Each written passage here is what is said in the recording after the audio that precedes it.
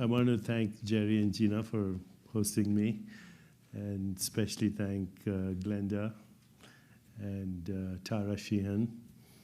And this is our team that's going to work on this project, which I'm going to talk to you about.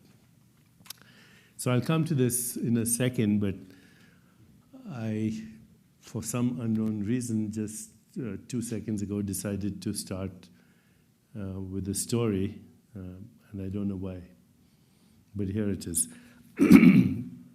So about a year and a half ago, I wrote this book called God. That's the title of the book, and the subtitle is A Story of Revelation. And the book is about 10 people. It starts with Job in the Old Testament, and you know, if you read the Old Testament, Job suffers and he's a good person. And we still ask the question, why do good people suffer? And then the book moves to St. Paul in the New Testament, who had a revelation on the road to Damascus. And then it goes through a series of people, Christian saints, Rumi, and it ends with Einstein and the Indian poet Tagore on the nature of the universe, which is another word for scientists. Don't use the word God, say universe. But it's a big mystery why the universe is there and why we have awareness of the universe. So I was traveling through the country, and part of my book tour was Los Angeles, and I got picked up by my son, and since this is a year and a half ago, by my then 5-year-old grandson, whose name is Krishan, but we call him Krishu. And as we got off the airport in the baggage claim area, he looks up to me, this 5-year-old kid, and he says, Dada, which is the Indian term for grandfather. On the father's side, we have different terms. He says, what is dark energy? I mean, that's how he greeted me. So I said, what do you know about dark energy? And he said, it flows through the night sky. Very poetic. I said, what else do you know about dark energy? He said it's 70% of the universe.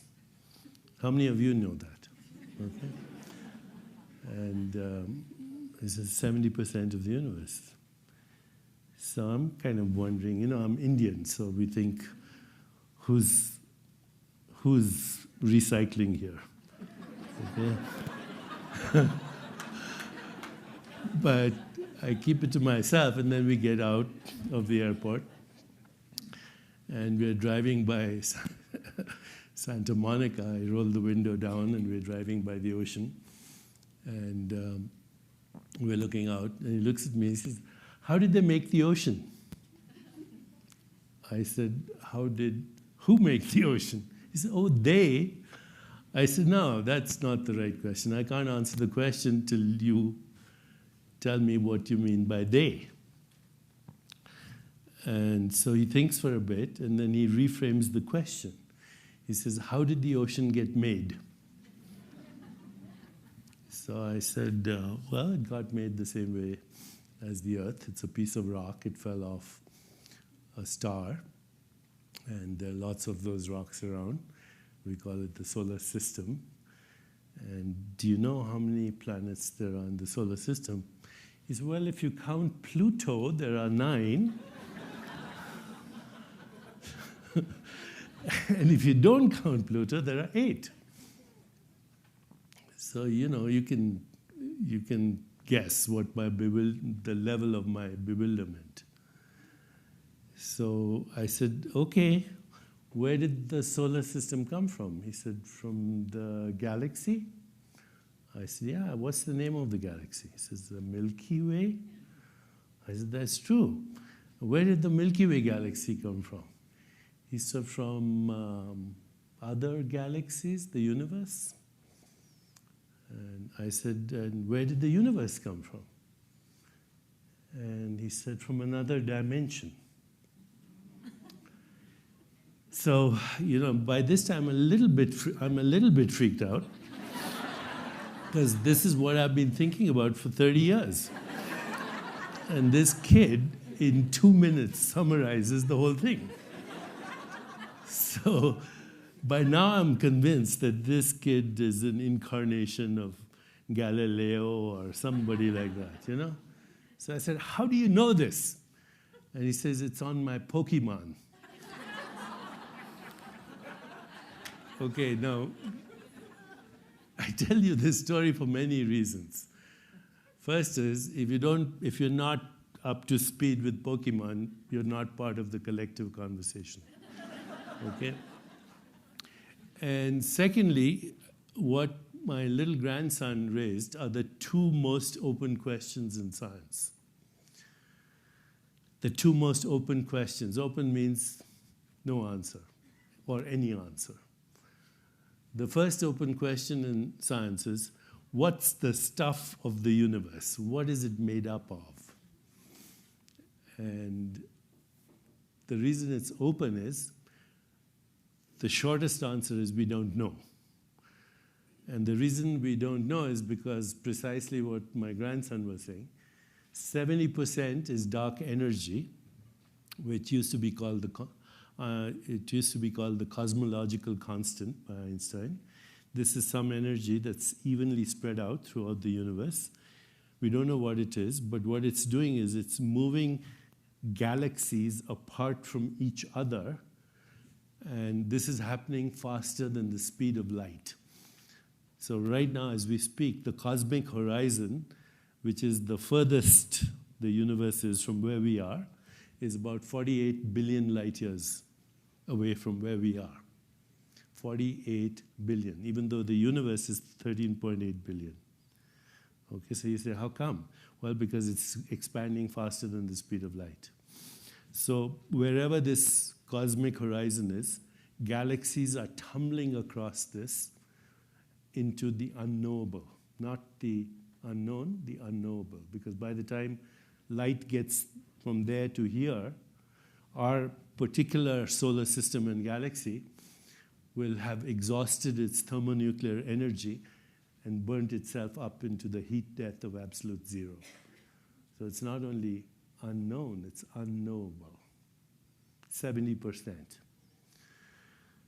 25% of the universe, or 26%, depending on who you talk to, is something called dark matter. So why is it called dark matter? It's called dark matter because it's invisible. Why is it invisible? Because it does not emit light, it does not reflect light, it does not absorb light, and it does not radiate light. In other words, it's not atomic. This is made up of atoms. Your body is made up of atoms. Everything that we know is made up of atoms. But dark matter is non-atomic. It's invisible. And why do we call it matter? The reason they call it matter is because it bends space-time in the same way as regular matter. And because it bends space-time in the same way as regular matter, it's responsible for the gravity, the most of the gravity in a galaxy. So were it not for this dark matter, you wouldn't have a galaxy held together. It's the scaffolding of a galaxy. And because it's the scaffolding of a galaxy, like Milky Way, Andromeda, Virgo, on, there are hundreds of millions of galaxies with billions of stars and trillions of, now they say, planetary systems. They're saying that there are 300 habitable planets in our own galaxy. And if you want, you can get an app. Every time they discover a new galaxy, it beeps. And they're discovering one every week. Okay?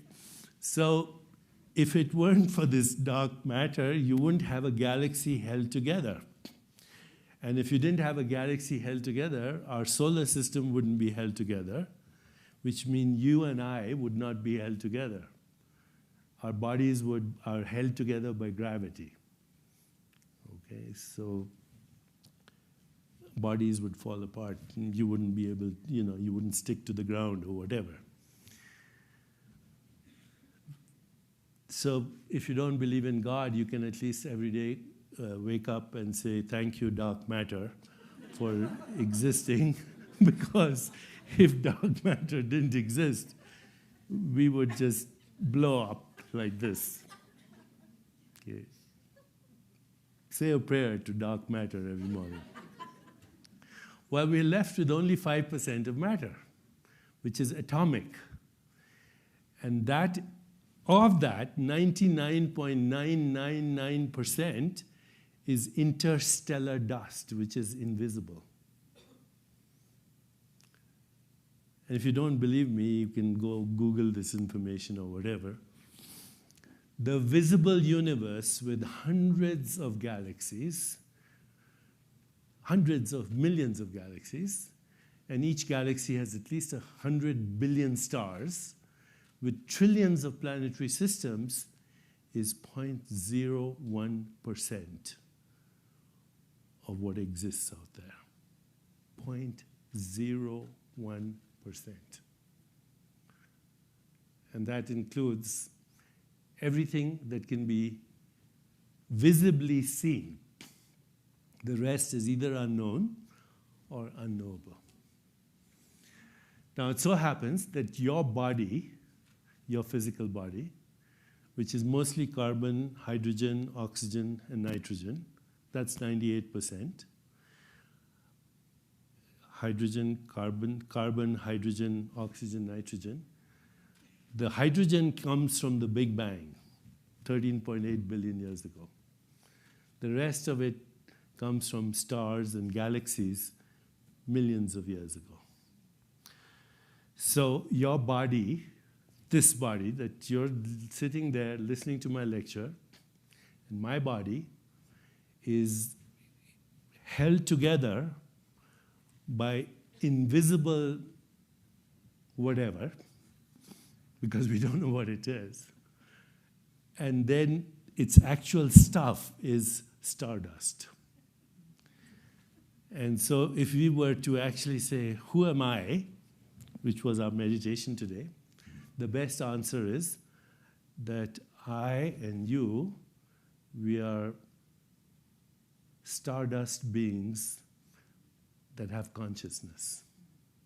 We are luminous stardust beings that have awareness of ourselves, and awareness of each other, and awareness that there's a universe. But it's a mystery, isn't it? Because when you start to look at the body, the physical body, which is this stardust, carbon, hydrogen, oxygen, nitrogen, other things, calcium, phosphorus. Well, these are elements or atoms, but when you say, what are the atoms made up of? What are they made up of? They're made up of particles. What are particles? They're waves. And where are these waves? And if you ask a physicist, when a particle is not being looked at, when you don't look at a particle, it disappears into a wave. And when you say, where is the wave? It's everywhere. There's no location for a wave. And unlike a particle, a wave, particles have units of mass and energy. Waves have no mass, no energy. So where are they? And I spent my time with physicists. Tomorrow there's an article coming out on the nature of the universe in the Chronicle. I sent it to you if you want. It'll be on Huffington Day after. But the fact is, what's the nature of the universe? What's it made up of? The answer is nothing. Because everything is invisible, and what the little bit that is visible is also made up of molecules, atoms, subatomic particles, and when you go beyond that, you end up with nothing. Okay? So this physical body and that physical body, it appears to be material to our senses, but it's actually nothing. When you go beyond the appearance of molecules, you end into a subatomic cloud. You go into the cloud, you end up with nothing. In fact, you can read popular books these days, The Universe from Nothing. So the crucial question then is, what is the nothing from which we all come? What is the nothing from which everything comes? Dark matter, dark energy, atoms, molecules, physical bodies, stars, galaxies, trees, dogs, insects, everything. Is it just a void, or is it the womb of creation? What is the womb of creation?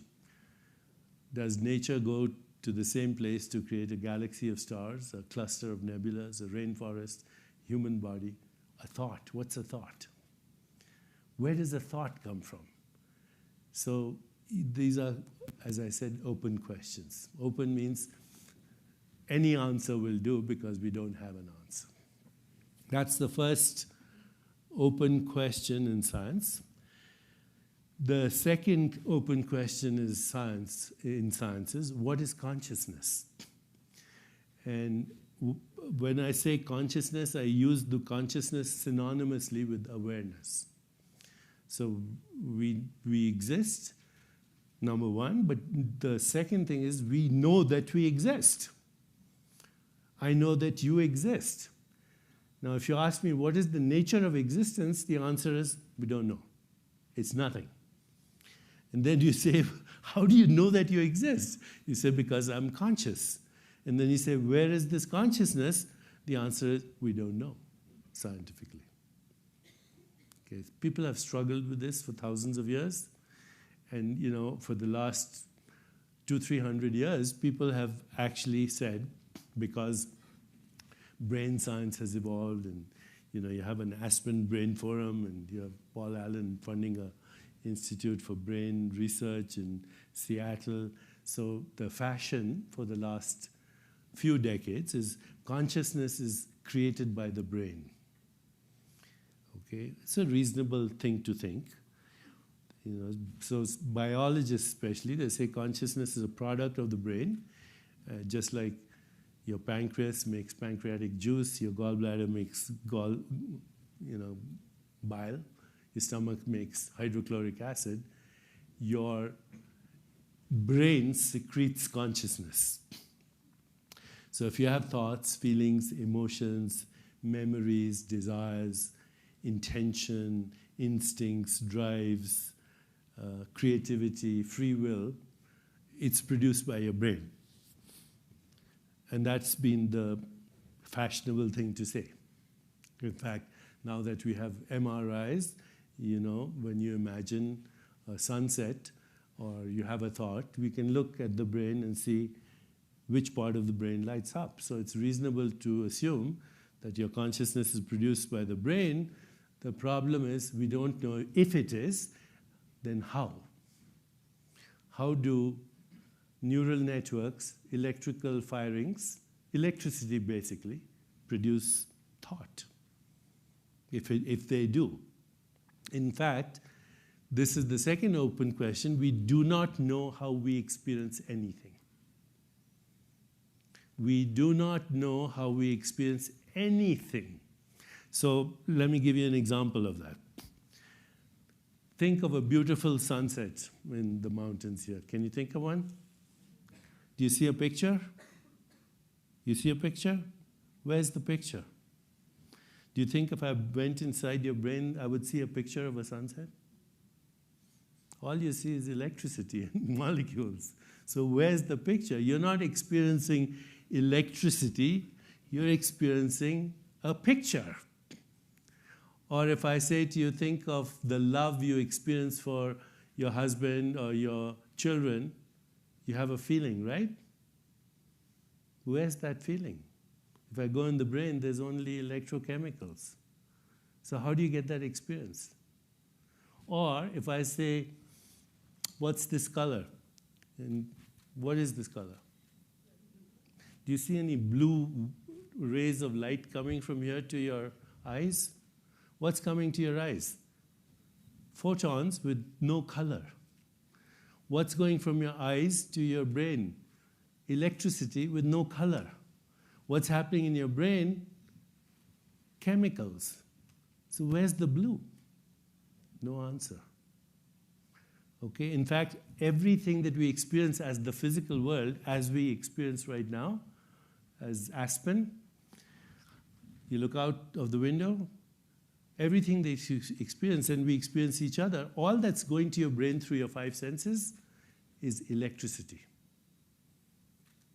That's all. Every sense converts into electricity and action potential, chemicals, but we experience sound, touch, sight, taste, smell. We experience a three-dimensional world in space and time. How? What's the answer? Don't know. So these are the two most fundamental questions of our existence.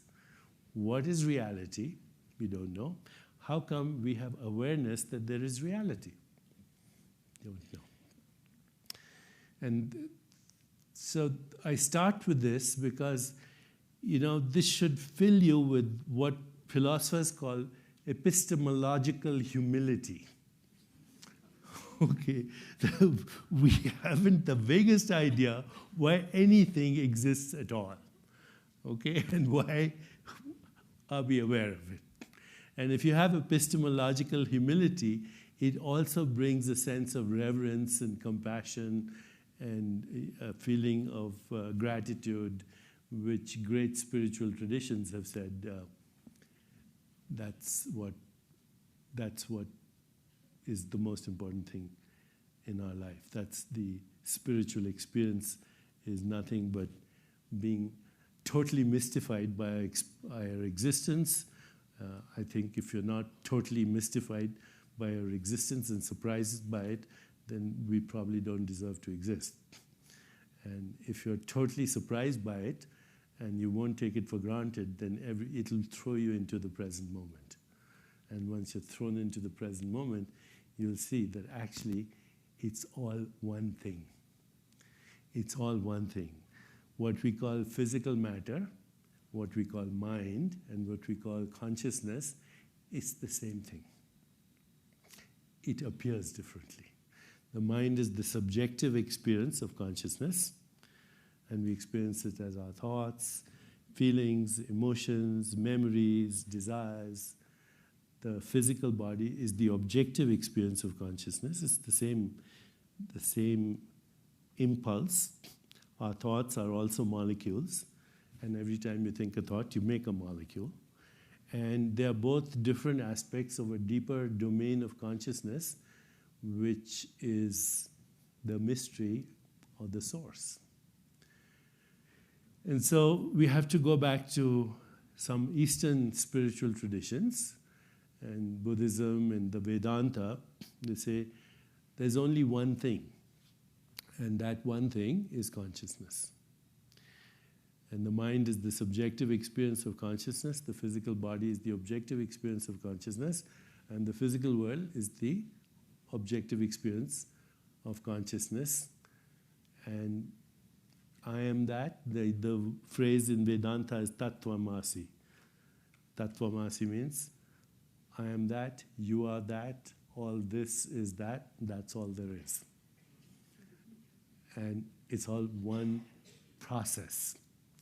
Now, this is called the Perennial Philosophy.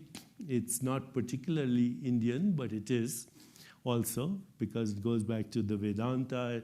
Buddhism came from it, but it is also what Aldous Huxley called the Perennial Philosophy.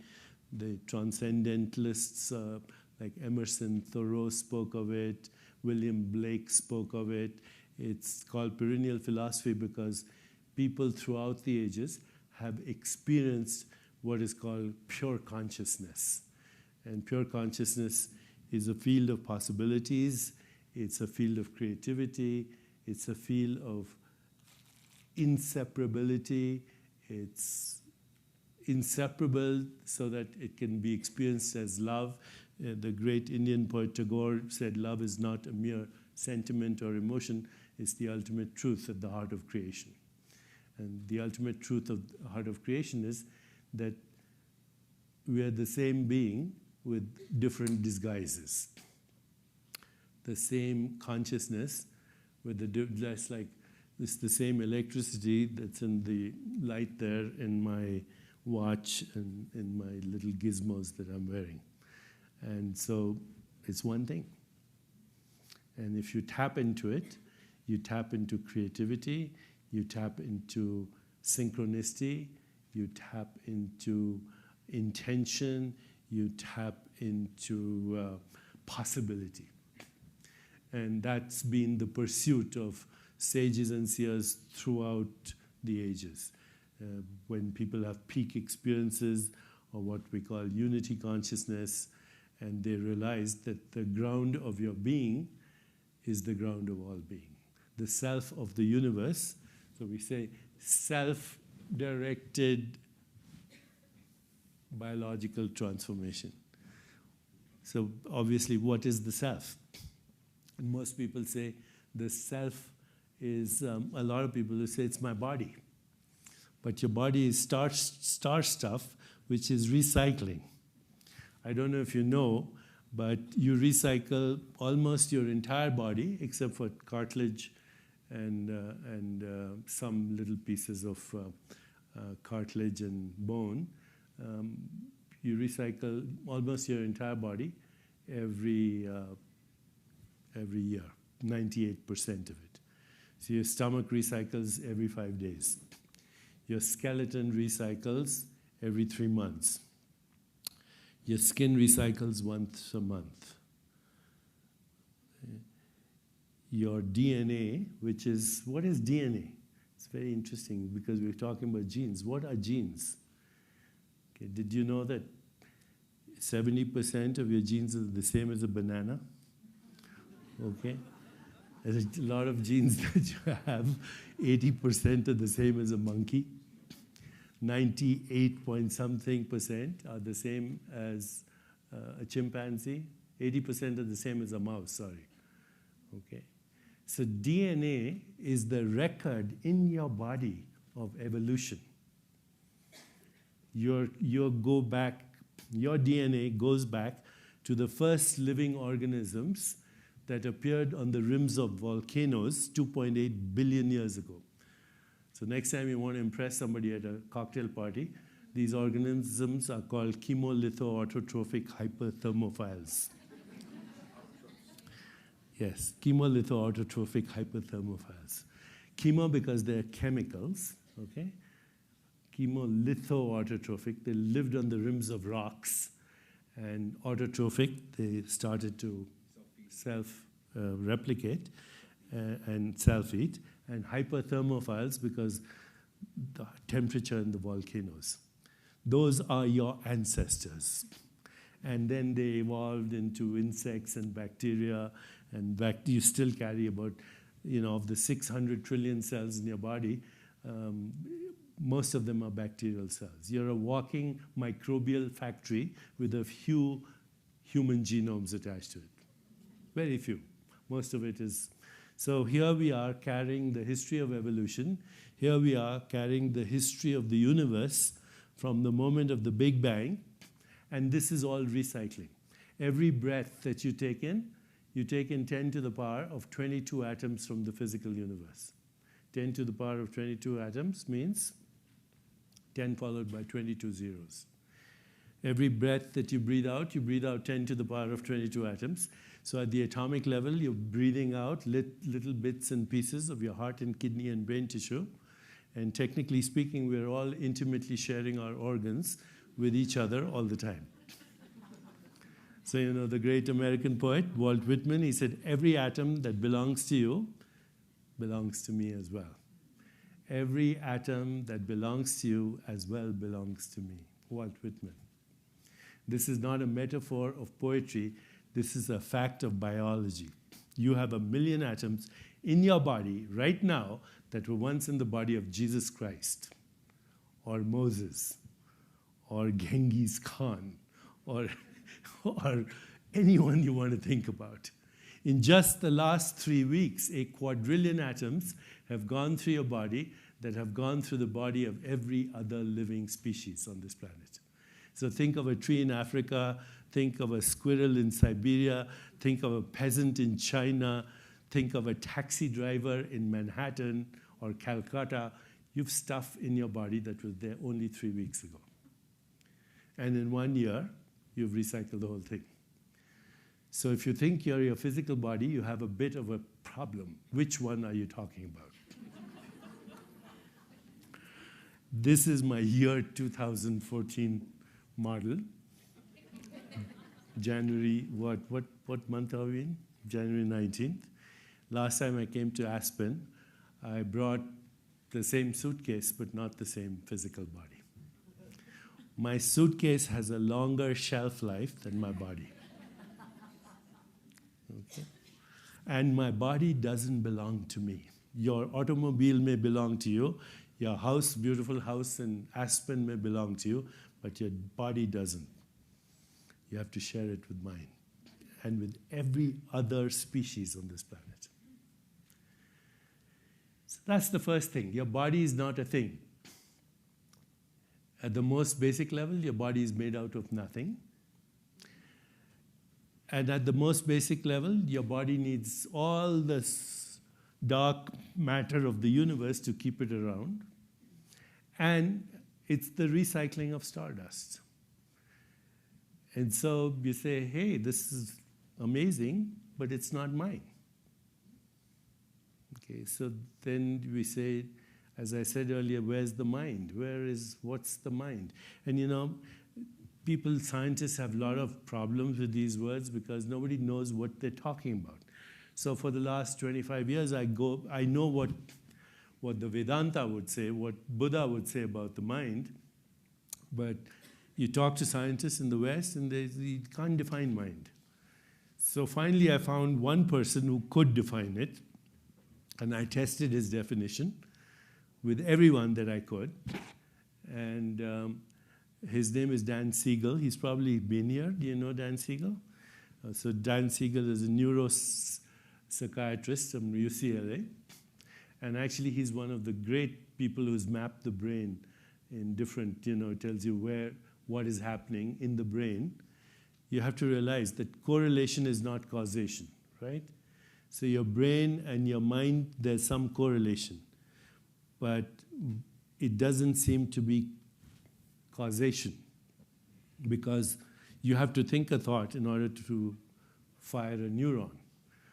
Where's the thought before? If I said, imagine a sunset, where was that before you did the imagination? And when you did the imagination, you had the thought, the image, and the neural firing at the same time. That's a correlation.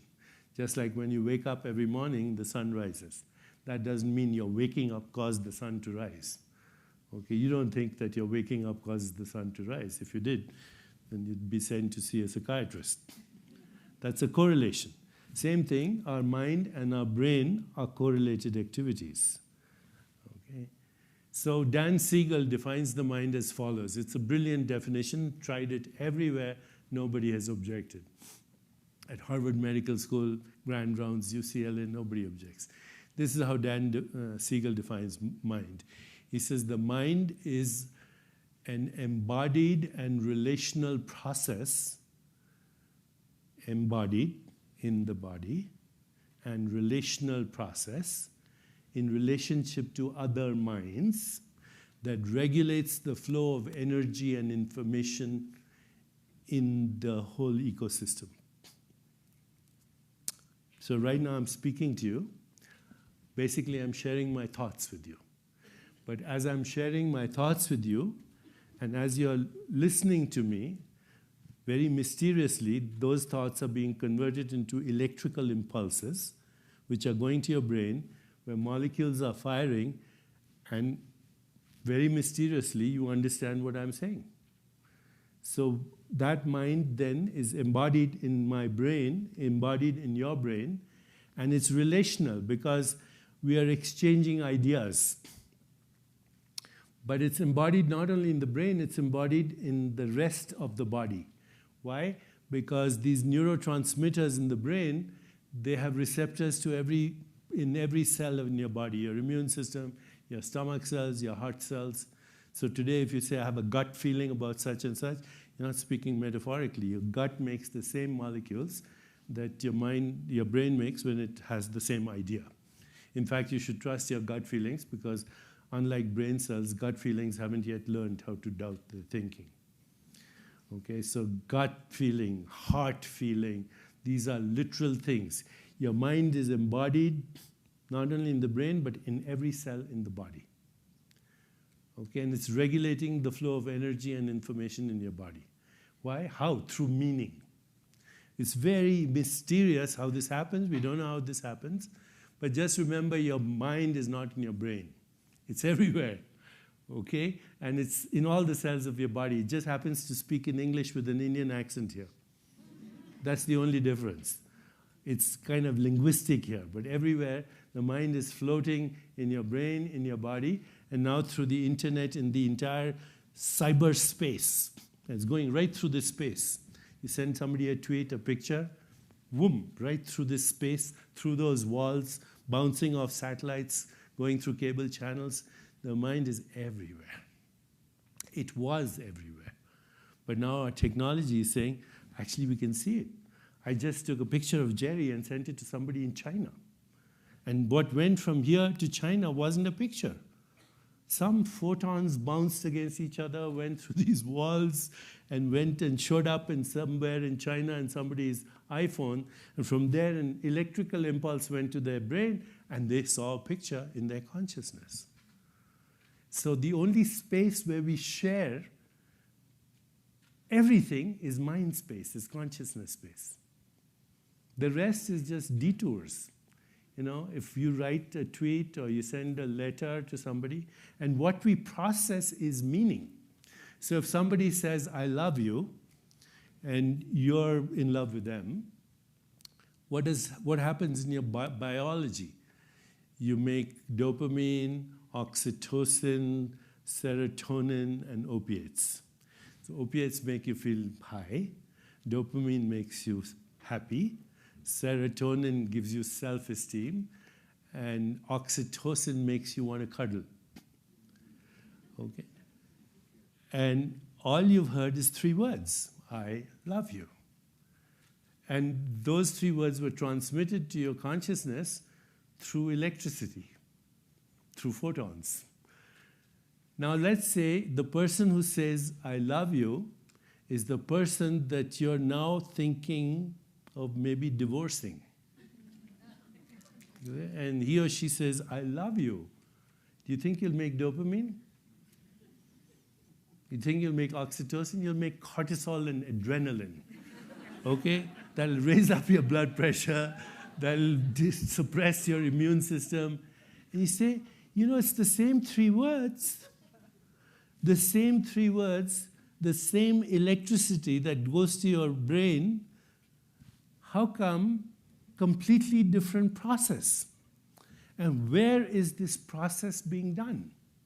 So the mind is an embodied and relational process that's regulating the flow of energy and information, but what is processing this energy and information? It's your consciousness, it's your spirit. Okay? Because there's no mechanical substance, no electrical thing that can process meaning. How do you process meaning? So, you know, there's all this work on artificial intelligence, and it's very good, but it's all based on algorithms. Okay? Meaning, imagination, feeling, subjectivity, creativity, choice. How do you program that? Because programs are based on mathematical algorithms. And this is totally unpredictable. Where is context? Where is meaning? Where is purpose? Where is choice? Where is creativity? It's not in your brain. It's not even in your mind. It's in your spirit. And that spirit is consciousness. So consciousness is the self. And in the self, we experience mind, we process mind, In the self, we process the molecules of our body. It's from there that things are popping in and out. And now we have to find out the nature of this consciousness. And, there are many scientists who say, number one, consciousness is non-local. Non-local means it cannot be localized. But actually, the whole universe is non-local. You can't localize anything. The molecules of your body are recycling everywhere. Your mind is recycling everywhere. And so your consciousness is also non-local. It doesn't have a location. It's non-local not only in space, but also in time. That means it's eternal. In the Vedanta, they say, water cannot wet it, wind cannot dry it, weapons cannot shatter it, fire cannot burn it. It's eternal, it's timeless. Okay, but as it becomes local, it appears to be time-bound. It appears as bodies, minds, observers, modes of observation, etc. And of course, we process our senses differently. If there's an insect with 100 eyes and is looking at Deepak Chopra, first of all, it doesn't have a label. The dog at the White House doesn't know that President Obama is this important guy. Okay, that's a human thing. But every sentient being actually has its own version of the universe. An insect with 100 eyes, I don't know what it sees when it looks at me. A dolphin's universe is infrasonic. A bat through the echo of ultrasound. A chameleon's eyeballs swivel on two different axes. You can't even remotely imagine what this room would look like to a chameleon. So there's no such thing as a fixed reality. It all depends who's looking, what is the instrument of observation, what is the context, the cultural, the scientific, the religious.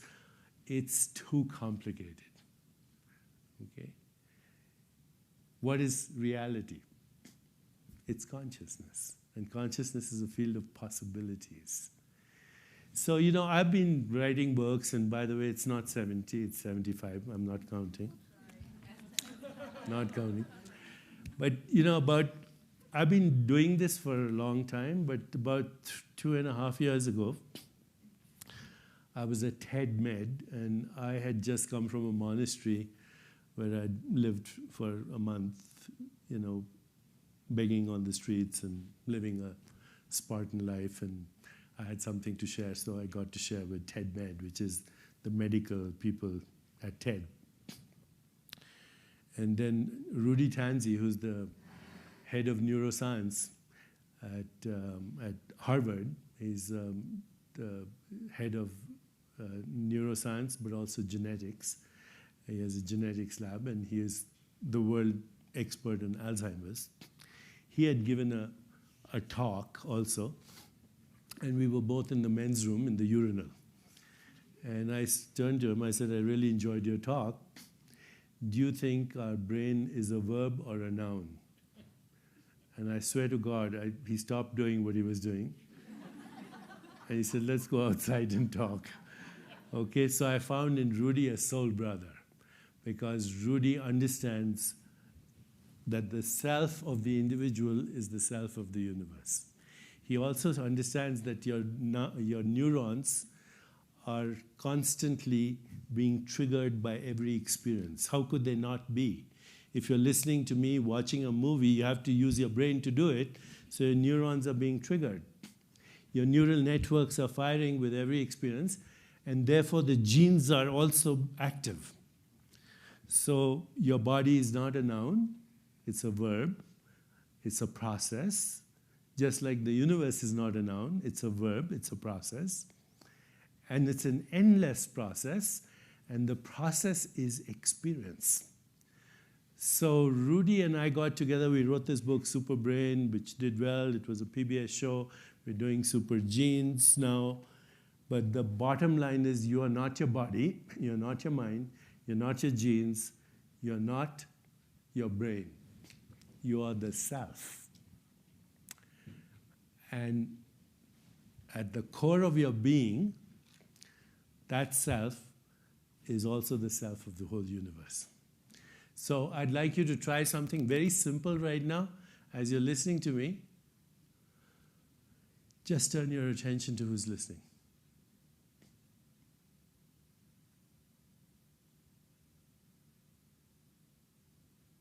So as you're listening to me, be aware of the listener. And that presence that you feel, that's consciousness. Spiritual traditions call it the soul. It's not your mind, which might be saying, I wish I'd gone to the bathroom before the lecture. What am I going to have for dinner? That's a conversation. And that conversation comes and goes. But this presence is always there. So when you were a teenager, there was a different body, different mind, different emotions, and this presence. When you're a baby, different mind, different body, different emotions. There was this. This is the non-changing factor in the midst of everything else that's changing. And so spiritual tradition said, hold on to this because it's the only part of you that's real. Everything else is a projection. Okay, so that was the self. And we said, we want to create a new paradigm.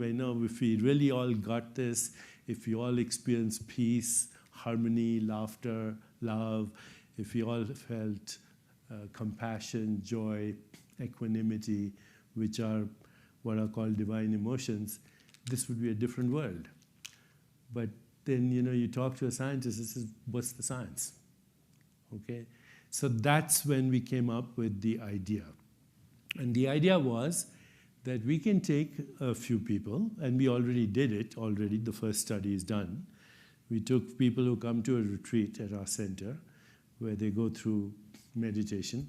And what the first study was, in 4 days, people participating in the retreat, mostly meditation, their telomerase, which is the enzyme that controls telomeres, which is your biological clock at the end of your chromosomes, went up by 40%. They had never seen that. The study was done under Elizabeth Blackburn, who got the Nobel Prize in 2009 for the discovery of telomerase. So she's a Nobel laureate, UCSF. And if telomerase goes up, it means genes are being activated. And now we know there are about 500 genes that are responsible for inflammation. And when you're sick for any reason, doesn't matter what the sickness is, the 500 genes that cause inflammation, they get what is called downregulated, more inflammation. So genes are like activities, they're verbs. You can dial them up or you can dial them down, depending on the quality of your life. Okay, so we did telomerase, then we went to Scripps, and we said that our foundation, we went to Scripps, and we said, can you do digital readouts of what's happening in biology when our subjects meditate? So now the technology is so simple. You have a little sensor, you wear it here, another little sensor, it's the size of a quarter, literally, and the consistency of a Band-Aid. You don't even know that you're wearing it. And your iPhone picks up wirelessly heart rate variability, blood pressure, brain waves, galvanic skin response, autonomic activity. And soon with the wristwatch like this, which has many sensors, it can look at hormone levels in your sweat. So these are all sensors. Okay, so they pick up all this information. You can get biological information digitally in an instant. So what they showed was, and these studies are coming out soon, that your entire cellular biology changes with the flicker of a thought. Okay, so if you're feeling anger, hostility, guilt, shame, mistrust, depressed, your cellular biology will show it instantly. On the other hand, if you're in a place of equanimity, peace, laughter, love, joy, compassion, the divine qualities, instantly all your biological markers will change, all of them. okay, at the level of cells. So biological markers are genes that are responsible for inflammation or its opposite. Telomerase, which is the enzyme that controls the aging response. Then there are other enzyme activities that regulate cellular biology, or what is called self-regulation or healing. And there's then gene expression. So we got these results, and then I said to Rudy, I said, why don't we publish this? And we published it in LinkedIn. It was the most popular post for the new year. And then I said to Rudy, why don't we put together a group of people? And these include the best in their field. So Rudy's geneticist, brain scientist at Harvard. There's another person over there who does imaging. And then there's Eric Schott, who does gene expression at Mount Sinai. We got a stem cell researcher. We got Elizabeth Blackburn's team. And who else? And Eric Topol at Scripps. And we put together what is called a science consortium to see if we could, through very simple strategies, hope to create the next iteration of the human species. Biological transformation at the genetic level, changing the brain, and because now we know that epigenetics, the genes that get active, they influence the next generation. So in mice, you've seen these studies maybe recently, that mice that are exposed to a smell and then at the same time given electrical shock, so they associate the smell with fear, the next generation of mice will feel fear when exposed to the same smell. So this is called soft inheritance. And what we are saying is, if your genes, your neural networks, and everything at the level of cell biology is literally the metabolism of experience. Simple word. It's the metabolism of experience. We metabolize experience in our consciousness and we turn it into our biology. If this is true, and it seems to be with the studies, then let's do it. So let's take 50 people and create super brains, super genes, super biology. And the best way to measure it is through cell biology and also the biological markers of aging. Until now, the biological markers of aging have been crude: blood pressure, bone density, skin thickness, number of wrinkles, immune function, hormone levels. But now they're much more sophisticated. We can do cell biology. So the goal is first stop the biological process, stop, and then see how much you can reverse it. Okay? Theoretically now, scientists talk about 3 types of aging: biological aging, chronological aging, and psychological aging. So there are many things that influence your biological aging. One of them is your expectations of what it means to age. So if you think that you should retire at 65 and go to Florida and live in a nursing home afterwards, it's going to happen. On the other hand, if you think as you grow older you get wiser and sexier and more youthful, that's also going to happen. So we looked at 10 things that we do: changing perceptions, good sleep, meditation, healthy emotions, healthy food, not too complicated, by the way. You don't have to be a fanatic. You have to just enjoy life. So exercise, sleep, healthy emotions. What else did I say? Changing our expectations and perceptions, removing toxicity from your life. No toxic emotions, no toxic relationships, no toxic food. Okay? And then just be flexible in consciousness. Cultivate love, compassion, joy, equanimity, and let's see what happens. The early data shows that you'll change your biology. Now, to what extent, we don't know, but to a very significant extent. Your biological age does not have to match your chronological age. It can be 30 years different. Okay, so you could be 80, and you could chronologically, and you could be 55 biologically. On the other hand, you could be 55 chronologically, and you're smoking 2 packs a day, you're waking up with a hangover, you're in the midst of a messy divorce, and you're worried about your money. Your biological age is going to reflect that. Okay, so what we are saying is we are now embarking on a consciousness-based biology, understanding, and also technology, because technology is here to serve us.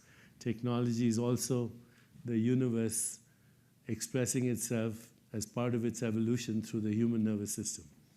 And I firmly believe this technology can create a new global brain through our social networks. What are the social networks? They're the neural networks of a global brain, emerging global brain. I mean, I went recently to the Middle East, and we had plane loads of people coming from Saudi Arabia and veils, and they would take their veils off and come to the lecture in jeans and argue with you. And, how did you find out that we were having this? Twitter, okay? So we're in a different age, and I think we have the capacity to do this. So our initial goal is to take 50 subjects. We'll finance it through the people who'll finance their own studies.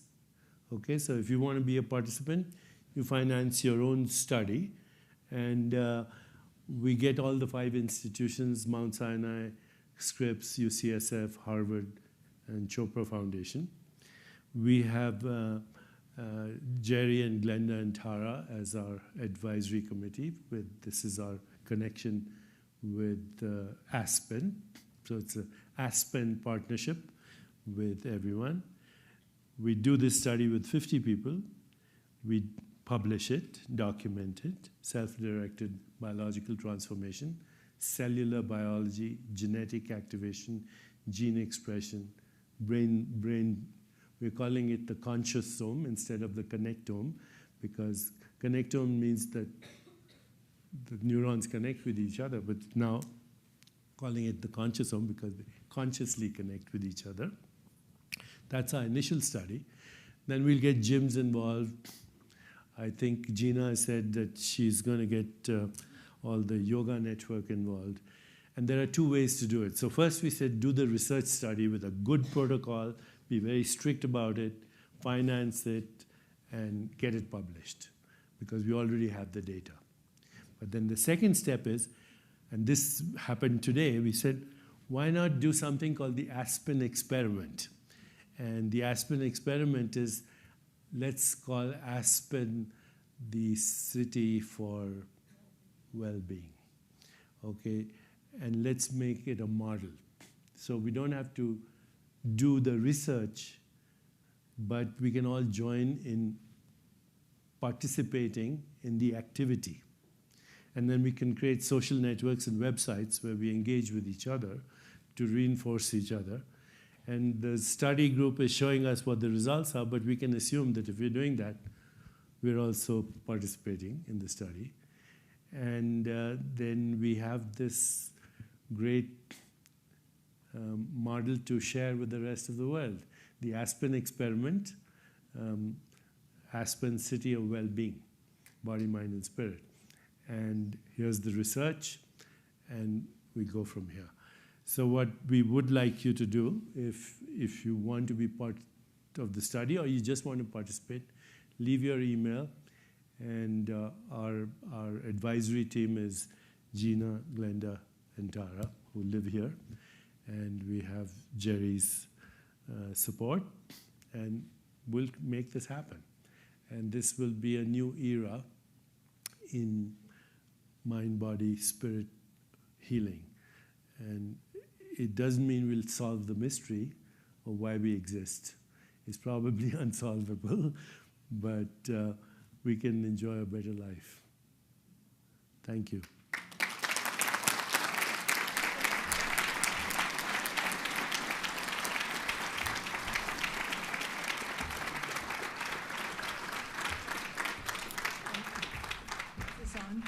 Is it on?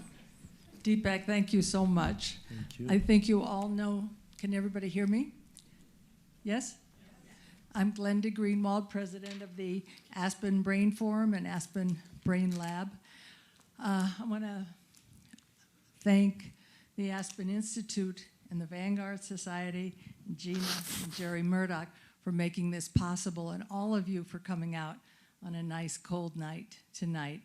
I think you can understand why Gina said our minds were blown, having had Tara, Shin, and Jerry Murdoch and I on the weekend with Gina and this beautiful gentleman here. And you all got a complete course in what he and Rudy have been thinking about for 30 years, and we're all just beginning to think about.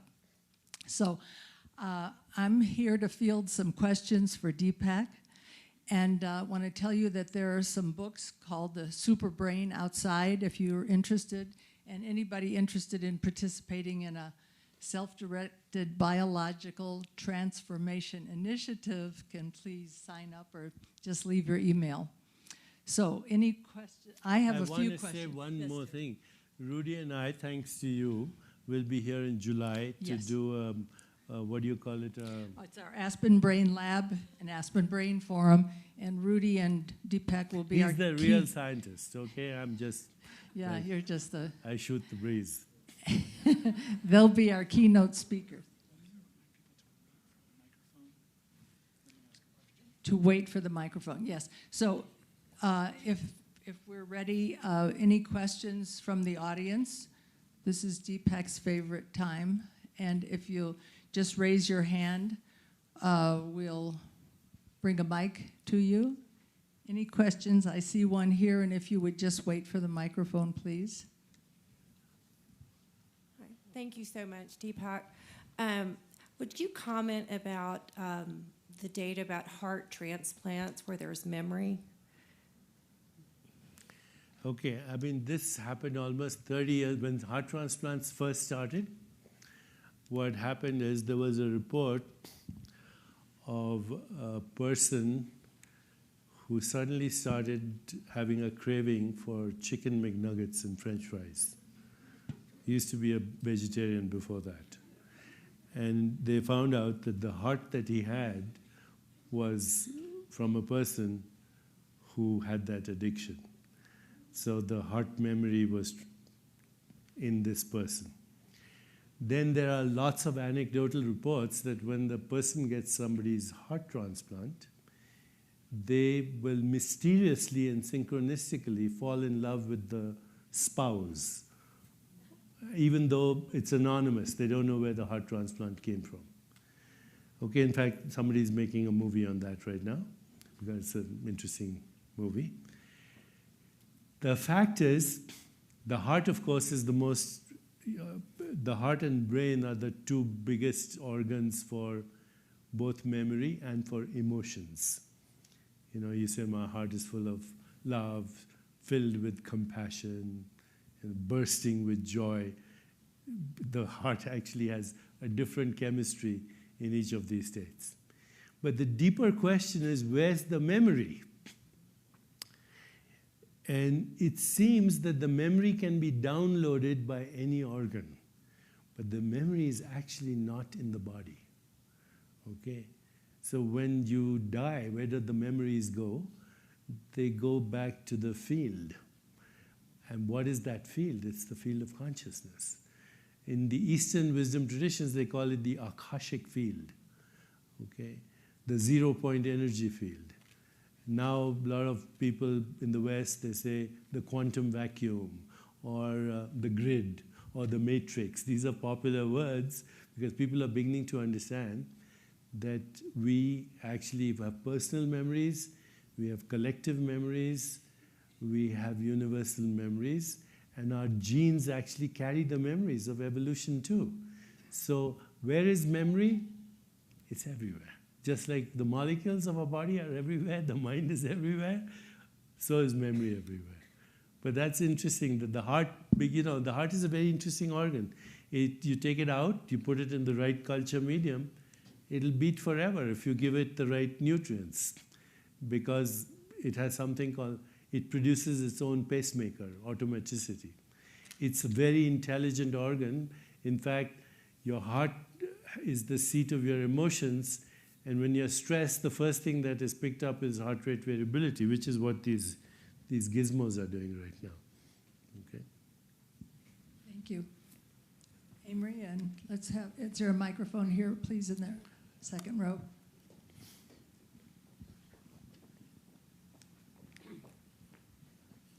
As the search for intelligent life on Earth continues, I've made the acquaintance of a family of bonobos in Des Moines that have been co-reared with humans for 3 generations now, for 30 years.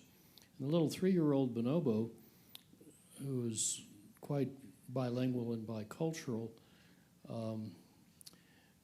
turns out to have a cluster in his placental DNA of 300 genes activated, normally associated with language, that are activated in humans but never before observed to be in other great apes. So it's a remarkable bit of epigenetic story starting to unfold. Could you, in that context, say more about consciousness as it extends to other beings than ourselves? You know, if you had asked me this question 10 years ago, I would have said, it's all kind of folklore. I was at a conference that Stuart Hameroff has in Tucson, in Arizona. And, Stuart has worked with Sir Roger Penrose, and they have a theory of consciousness downloading through microtubules. They have thousands of scientists come there. So in the middle of this conference, a woman comes up to me and she says, I communicate with birds. So, I'm saying, people come up to me and say all kinds of things. So I said, what do you mean? She says, well, I can talk to a bird. And I said, show me. So we went in the garden. She sat down, and she looked at a bird on a tree, and she did something, and the bird flew over and was on her lap. And she stroked it, and then she let it go. I mean, I'd never seen anything like this, So then what happened is I started reading Rupert Sheldrake's stuff, and Rupert's a good friend, who talks about dog communication, non-local, without the language. So your dog is in Paris, you're in London, and you decide to call home on the phone. The dog goes to the phone before you ring the bell, before the bell rings. Or when you decide to come home, the dog comes to the front door. And he's published this, and England's a country of dog lovers, so he gets his funding very easily. But then 3 years ago, he put on his website a video of a parrot called Enkisi. And this parrot belongs to a black woman in Harlem. And this parrot is not only can speak, has a vocabulary of 2,000 words, which some parrots do. It's a lot, by the way. I mean, Shakespeare's vocabulary was maybe 7,000, so 2,000 is pretty good for a parrot, right? So the parrot is upstairs and this is a video on you can see the video. Parrot is upstairs. The woman is in the ground floor, and they do this experiment. So she's got a house of cards, and she's got other items. She picks up the phone, and the parrot upstairs says, hello, hello. She picks up a banana, and the parrot upstairs says, banana, banana. And, they put this on the website, and Kisi became the most popular African parrot in the world. And then, because he put it in his website, he got 3,000 emails from other people who owned these parrots. They said, we have psychic parrots. Okay, so what is this psychic phenomenon? This is non-local correlation.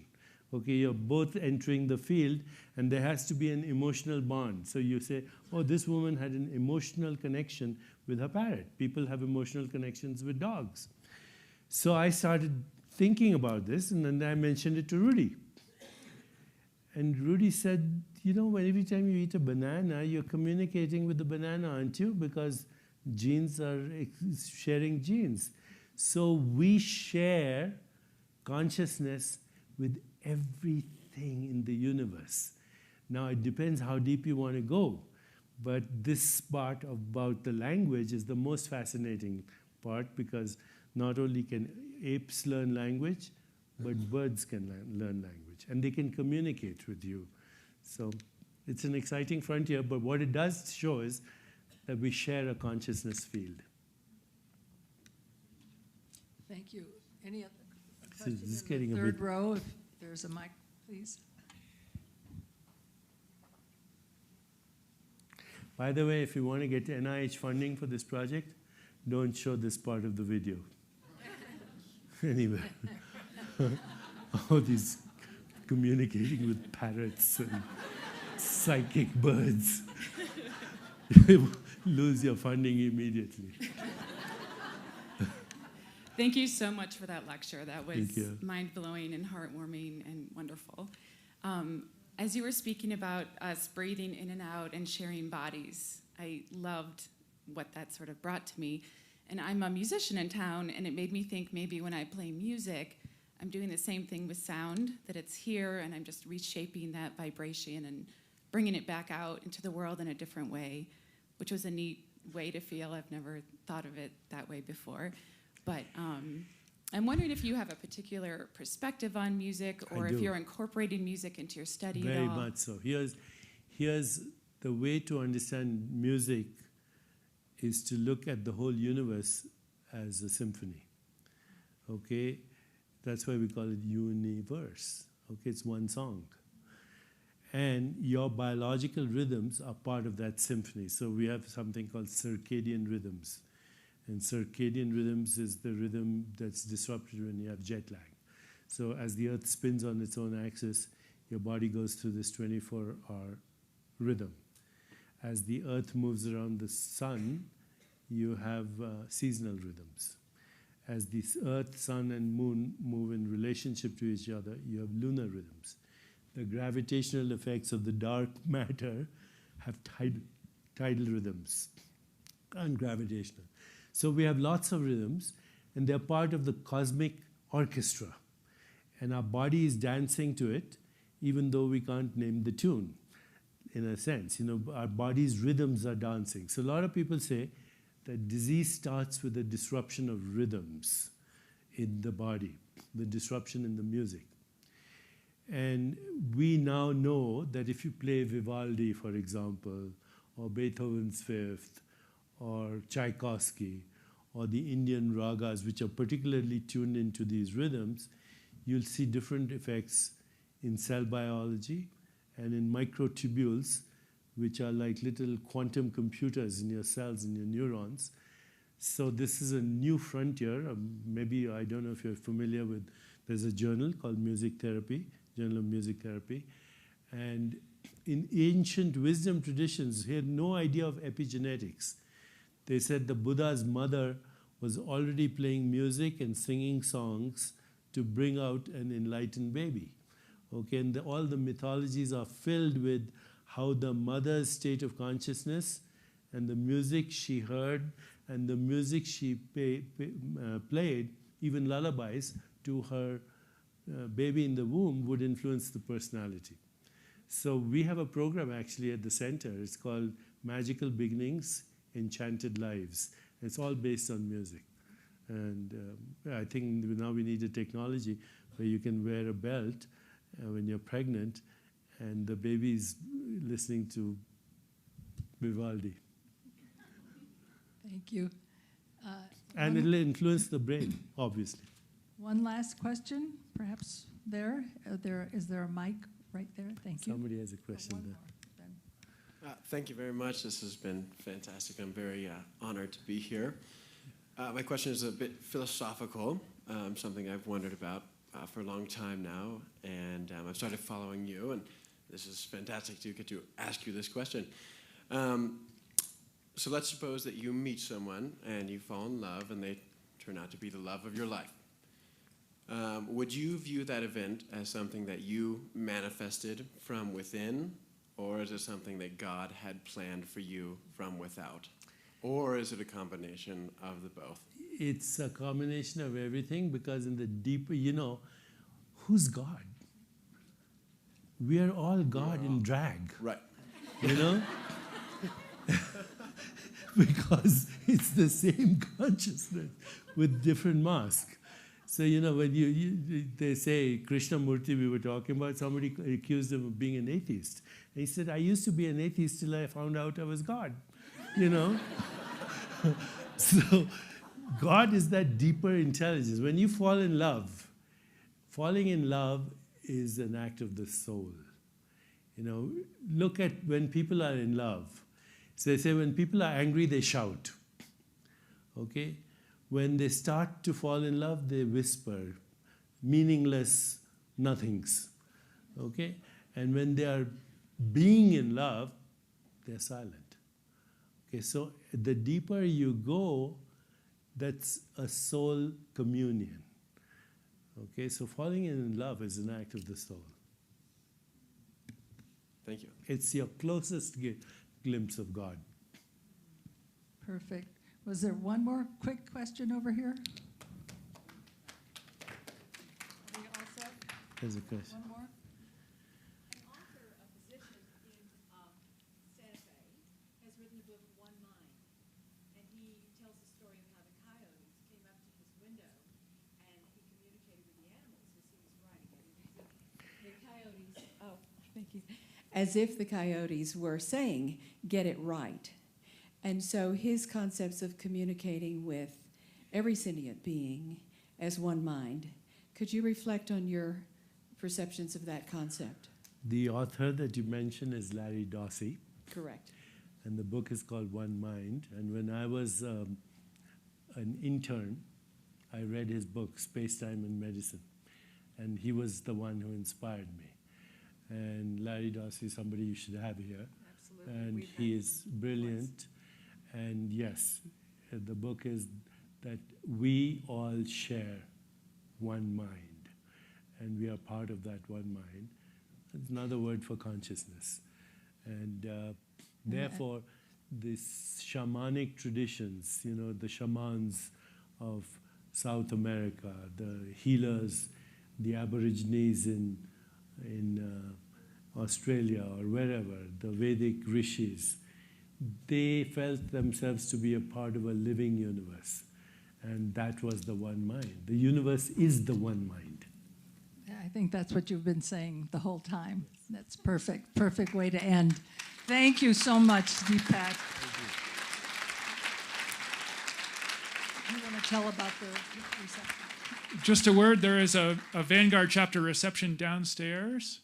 And thank you all for coming again. We look forward to seeing you next time. And there are books outside. Are there autographed books outside? Thank you.